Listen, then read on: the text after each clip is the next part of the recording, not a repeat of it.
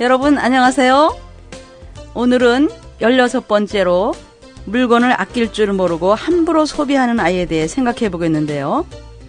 자기가 너무 가난하게 컸기 때문에 자기 아이들은 부족함이 없게 다 해주면서 키워야지 하는 부모들이 있는데요. 마침 어떤 교회에 갔는데 휴게실에 이런 글이 있어서 적어왔습니다. 갖고 싶은 걸 다 가지면서 자란 사람은 원하는 걸 못 갖게 되면 자기를 괴롭히든지 또 남을 괴롭히든지 한다.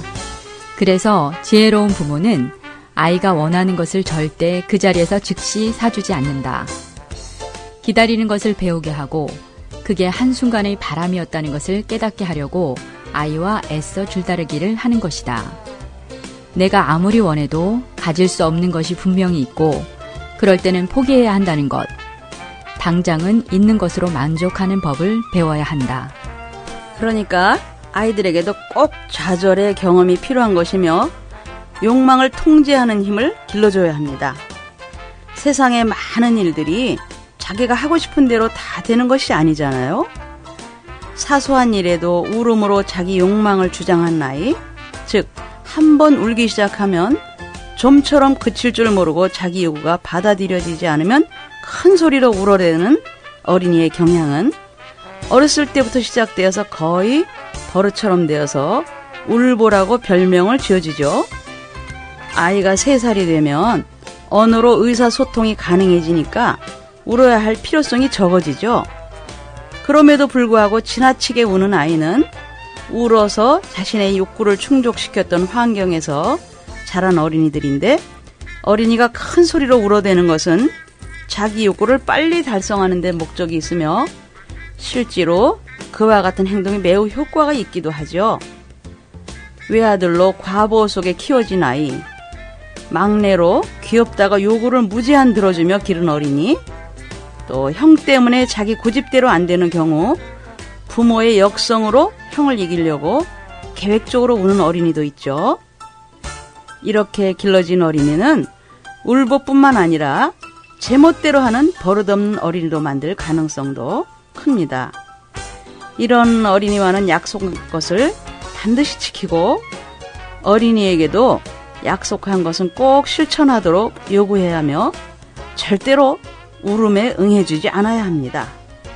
그러니까 우는 것 같은 바람직하지 못한 모습에는 주목하지 말고 바람직한 요구에만 응해줘야 잘못된 습관이 고쳐질 수 있습니다. 또 심한 어리광으로 자기 욕망을 표현하는 어린이는 자기 요구가 관철될 때까지 굽히지 않는데요.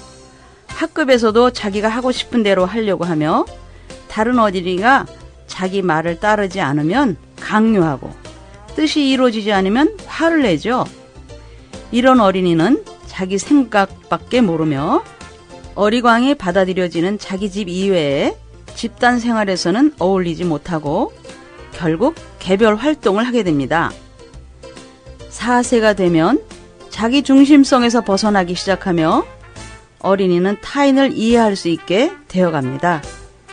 4세가 지나서도 자기 본의로 남을 전혀 이해하지 못하는 어린이는 자기의 욕망을 통제하는 경험을 해보지 못했거나 요구하면 무엇이나 들어주는 가정에서 자랐기 때문에 집단 생활에서도 모든 것이 자기 욕망대로 달성되기를 기대하죠. 남의 의견을 무시하는 태도를 가지며 자기의 의견과 다른 일에서는 불만을 토로하고 다른 어린이들을 괴롭게 합니다. 그러므로 가정생활에서 자기의 욕망을 통제하는 경험을 가지게 되면 어린이는 점점 다른 사람의 입장을 이해할 수 있게 됩니다. 그럼 문제 상황을 들어보시죠. 만 3세 진수가 크레용으로 도화지에 그림을 그리고 있네요.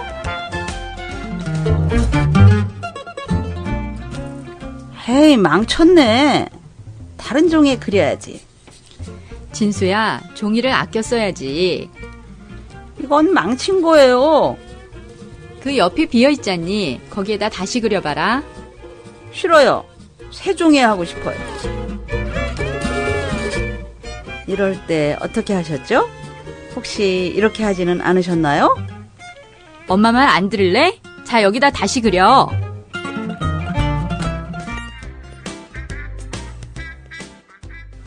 발달 단계상 유아들은 어른들이 기대하는 절약에 대해서는 거의 관심이 없죠. 성인이 보기에 낭비적인 유아의 행동도 아이의 입장에서 보면 자연스러운 탐색 활동의 일부라고도 볼 수 있습니다. 이때 부모는 아이의 낭비적인 행동에 대해서 지나치게 걱정을 하며 관심을 표현할 경우에 아이는 재미를 못 느껴서 부모의 주의를 끌려고 이러한 행동을 계속해서 반복할 수도 있습니다. 그럼 지도 방법을 알아볼까요?